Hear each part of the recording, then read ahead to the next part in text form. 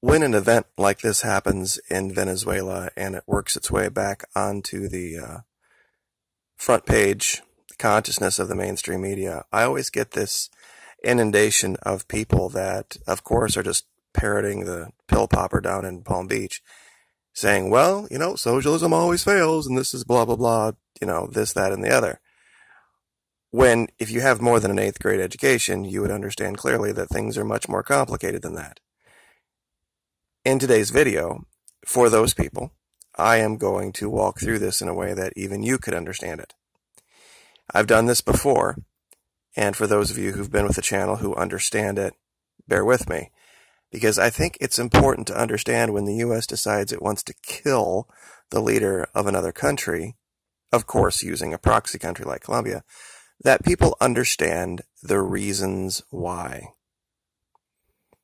Now, even oilprice.com understands the ramifications of what happened in 2015 when the U.S. lifted its ban on oil exports.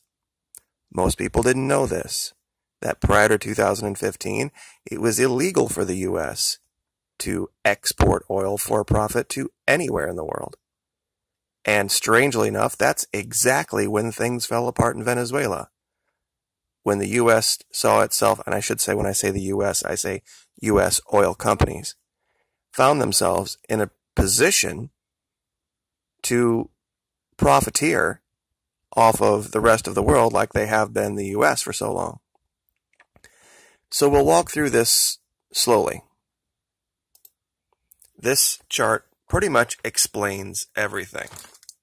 Now, what I'm going to reveal in today's video is going to put it in perspective for you, I think in a way that's going to make it super simple. The first thing that you have to understand about Venezuela is that it's always been socialist. This idea that Hugo Chavez took over and it was socialism and that's what caused the problem is ridiculous. They were a tiny country that had a ton of oil. And the only way that works is if the oil is owned by the people. You see, unlike here in the U.S., where the U.S. really doesn't have any oil. I mean, there's U.S. companies, sure, that have oil, but as you're going to see in the next few years, oil is going to go, and the price of gasoline, straight up, nonstop, regardless of how many new fracking fields we find. Because they're just going to pump it out of the ground and into container ships and sell it to India and sell it to China and sell it to whoever will buy it. And they're not going to give a rat's ass about the price of gasoline in the United States. So what we're looking at here is only going back to 1980. So we've seen a couple of spikes here, 88, 89, and then 95, 96. But it went back down. This is the rate. The line here is the rate of inflation. The different colors represent the different presidents. And you can look up Jaime Lucinchi, and you can look up Luis Herrera Campins, and you can look up all these guys. And they were all Acción Democrática. They were all basically socialist-based countries.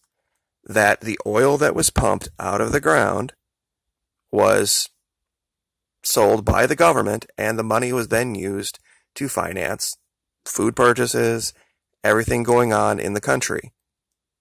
It's a country that has a total population that's smaller than that of the state of California. So this idea also about this, well, they should have been more diverse or they should have saved for a rainy day. I have a real good answer for that one. Let's go over here to 2008. I don't know if you can see this in the lower right here. I'm circling. See, that's when everything fell apart in the U.S., when we nearly collapsed our own economy. Should we have saved for a rainy day? Oh, yeah, that's right. We don't have to, because we can just take the money from the American taxpayer to keep banks that are too big to fail from falling apart. Notice no giant hiccup here in this evil, socialist, terrible country here. In fact, it was funny when this happened that Chavez came out and said, speaking of Bush, that it was funny that the only way to save this capitalist system from imploding was to install socialist principles, which when you take taxpayer money and you pretty much bail out the banks, that's pretty much socialism.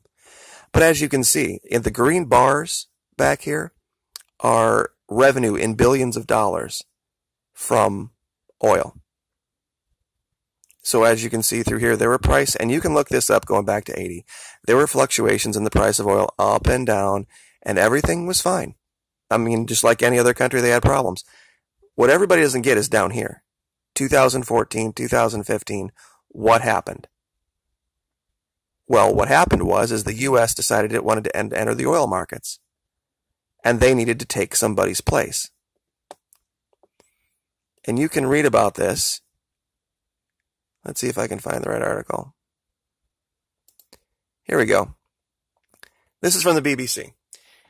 U.S. spending bill lifts 40-year ban on crude oil exports. Now, this is back when oil was $37 a barrel. They lifted the ban when it was low. And even here, it says Tom O'Malley, executive chairman of refiner PBF Energy, claimed that lifting the ban would lead at least one oil refinery on the U.S. East Coast to close. This is a crazy thing to do. Once you lift it, it's hard to reverse it. See, what this did is it basically took U.S. oil away from the people of the United States. It's now in the hands of oil companies. They can do whatever they want from it. And they're no longer slaved to making sure that our economy is doing well first and that our people are doing well first. They don't have to do that now. Now they can just sell to whoever they want to, and their profits are the only motive. The two used to be tied together because they could only sell oil here. And oddly enough, we're going to pull this up from the Hellenic Shipping News, that we still to this day import oil from Venezuela. In fact, the first part of this year, we doubled our imports of oil from Venezuela. But this is the most important part here. This is what most people do not get. In 2000, back on our chart here, when we see this giant drop with this green bar, now this doesn't mean they were exporting less oil. It just means that the oil that they were exporting was worth a ton less. And this is, of course, when their inflation skyrocketed, when they lost the ability to buy food, when they lost the ability to pay their debts. Because of this huge one-year cratering in the price of oil that was engineered by the United States and Saudi Arabia. And we can show that here. This is a 2015 article we've been to at least half a dozen times, but we're going to talk about it again, because it's super important that people understand what really happened to create the situation in Venezuela. OPEC, even though there was indicators that the global economy was slowing down and demand was slowing down, the U.S. and Saudi Arabia increased the production of oil. Prices of OPEC's benchmark crude have fallen 50% since the organization decided against cutting production at a 2014 meeting. Of the participating countries in OPEC, you're going to love this. Iran, Venezuela, and Algeria wanted to cut production to firm up prices. Saudi Arabia, the UAE, and other Gulf allies refused to do so. Iraq, meaning the United States, sits alone as the only OPEC country not only to maintain supply, but actually increase it. If OPEC does not cut production, the result is a further oversupply of oil, placing downward pressure on crude oil prices for the long term. Now, on top of that, this is what the price of oil going through the floor. U.S. crude oil inventories were at the highest level in 80 years. Since 1935, there had been no time when we had more oil. And they were continuing to produce more and more and more and more oil. Why? Because there was a plan to take down Venezuela. See, they couldn't just go invade like they did with Iraq and take that oil supply, or do like what they're doing to Iran with the sanctions. We'll get to that in a minute. And I'm not a giant fan of Iran, but isn't it strange that Iran, Iraq, Venezuela, all of these problem places all coincide with the major oil producers in the world? Doesn't that seem like an odd coincidence? And then, of course, there was this Iran nuclear deal that basically punished anyone who decided they wanted to buy oil from Iran. Just like they're doing now with Venezuela. Now we cover this. Now here's the part that people really do not get. There is a difference between oil producer, oil exporter, and oil importer, of course. Here's 2016. World's top 10 oil exporters, not producers, exporters. Saudi Arabia, Russia, Iraq, UAE, Canada, Nigeria, Kuwait, Angola, number 9, Venezuela, even in 2016, and Kazakhstan. Now, here's a list. Actually, it's a story about the U.S. oil exports set to be number 1. We weren't even on the list, and now we're going to be the number 1 exporter of oil. Exporter, not producer. This is importing countries. We are still importing 139.1 billion barrels of oil. What does that mean? That means that U.S. oil production means nothing to the people of the United States. They had to push Venezuela out of the way so that they could take their customers. This is, what is this, 2018. Largest oil producing countries. U.S., Saudi Arabia, Russia, Canada, China, Iran, Iraq, UAE, all this. But we are still the number 2 importer of oil behind China. Technically 3 behind the European Union, but that's a whole bunch of countries combined.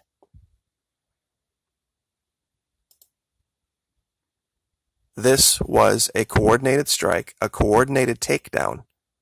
You're going to have to ask yourself a question: who's next? Who's going to be next on the list of countries to be taken down by U.S. big oil so that we can control them? And understand that we control any country that we are the primary oil exporter to. We can control their military, we can control their economy, simply by controlling their supply of oil. And now that we control our supply, Saudi Arabia, Iraq, we are trying very desperately to take control of Venezuela's. Do you see the plan now? It says nothing to do with socialism. What it has to do with is the U.S. taking down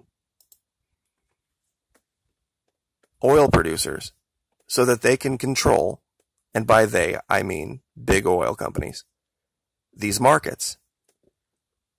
And it's odd when you look at all of these places where we give money to the biggest drug producers, and we take down the oil producers. You're telling me that Venezuela, this tiny little, you can't even see it, $4.3 million economic aid, is a bigger threat to the United States than any of these Muslim nations over here that we're giving millions and billions of dollars to. Afghanistan, 1 billion. Pakistan, 933 million. This is what you're not being told. This chart shows it. Right here. The reason everything fell apart in Venezuela, and they cannot buy food like they used to, they cannot pay their bills like they used to in certain regions, is very simply that the U.S. destroyed their economy. It destroyed their revenue. And now, once destroyed, they're bringing everything back up, and they're trying to kill the leader so that they can install through Colombia their own. I know this has been a much longer video, but it's very important that people understand this. This wasn't just some little bump in the road that poor socialism couldn't fix. We had a giant bump in the road in 2008. Should somebody have possibly said, oh, they should have saved for a rainy day? Was it business that saved us in 2008?